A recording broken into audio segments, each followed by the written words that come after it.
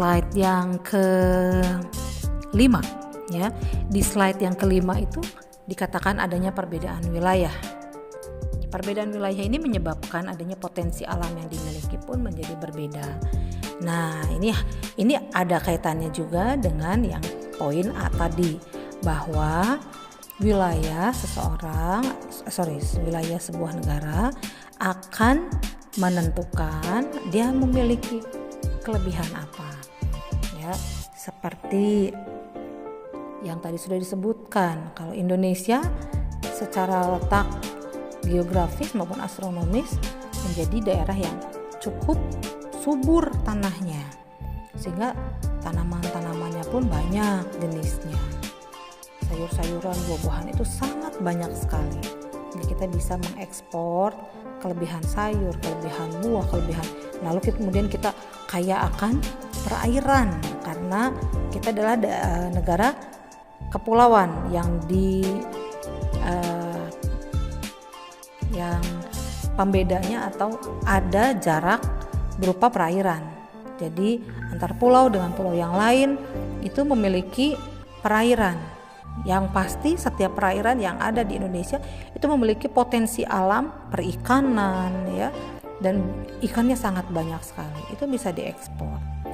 Ya, jadi perbedaan wilayah menyebabkan kita memiliki potensi alam yang berbeda-beda sehingga kita bisa saling memenuhi kebutuhan kita akan hal tersebut.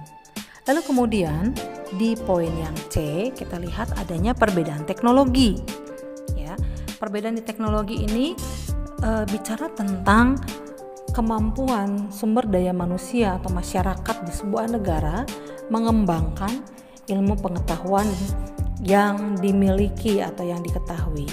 Jadi ada negara-negara yang memiliki sumber daya manusianya yang unggul, artinya pinter-pinter, sehingga mereka bisa mengembangkan ilmu pengetahuan yang mereka miliki atau bahkan menciptakan produk-produk baru,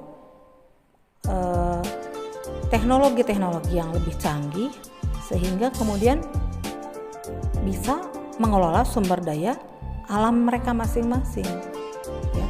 Seperti contohnya negara Singapura. Kita tahu bahwa negara ini adalah negara yang kecil, mungkin secara sumber daya alamnya tidak sebanyak Indonesia, tetapi mereka memiliki sumber daya manusia atau orang-orang yang cerdas-cerdas ya, sehingga ketika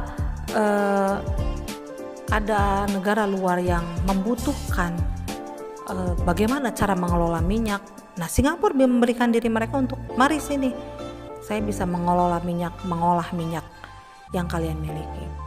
Indonesia punya minyak banyak tetapi tidak mampu untuk mengolah minyak mentah itu. Nah, daripada terbuang percuma kan tidak mungkin. Jadi akhirnya minta bantuan atau bekerja sama dengan Singapura untuk si minyak yang masih mentah tersebut diolah oleh Singapura dan kemudian bisa dihasilkan dan bisa dipergunakan. Ya, itu salah satu contohnya.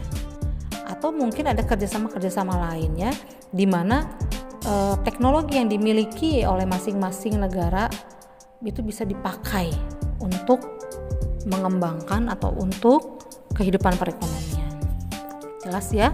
Sehingga tanpa disadari atau bahkan disadari, kerjasama antar negara pun terjadi antar negara-negara ASEAN.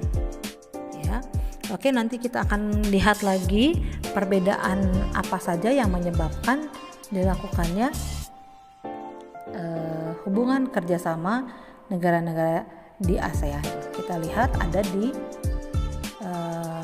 slide yang ke-6. Oke. Nah, kita lihat di slide yang ke-6 itu ada perbedaan budaya. Nah, negara-negara di Asia Tenggara pada umumnya adalah negara-negara yang berasal dari rumpun yang sama, yaitu Melayu. Ya, jadi ada persamaan kebudayaan sebetulnya yang dimiliki oleh negara-negara di Asia Tenggara ini. Jadi lebih karena rasa persamaan inilah sehingga mereka menjadi satu kesatuan, ingin membentuk kerjasama yang lebih mengeratkan satu dengan yang lain. Sehingga kebudayaan Melayu ini tidak hilang dan bisa terpelihara, dilestarikan dengan baik. Sampai kapan ya? Sampai selama-lamanya. Selama negara-negara di Asia Tenggara ini masih ada, ya berarti kalau bisa dipertahankan terus. Ya, itu sebabnya dikembangkanlah sebuah bentuk kerjasama di bidang kebudayaan. Ya, karena hal ini maka dibentuklah nanti ada bentuk-bentuk kerjasama di bidang kebudayaan oleh negara-negara Asia Tenggara ini.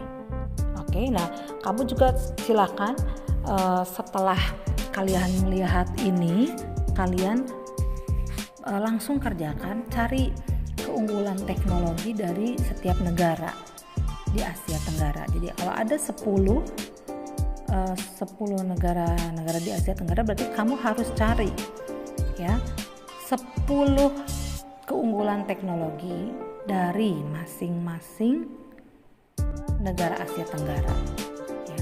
Jadi tadi yang pertama, kalian harus tuliskan sejarah lahirnya negara-negara, perkumpulan negara-negara Asia Tenggara atau ASEAN. Lalu kemudian kalian cari keunggulan teknologi dari setiap negara-negara di ASEAN ini, minimal satu saja. Sampai di sini jelas ya. Oke, sekarang kita lihat apa saja yang menjadi bentuk kerjasama yang dilakukan antara negara-negara ASEAN. Kita masuk ke slide selanjutnya, ada di slide yang ke-6 ya. Maksudnya di slide selanjutnya, di slide yang ke-7.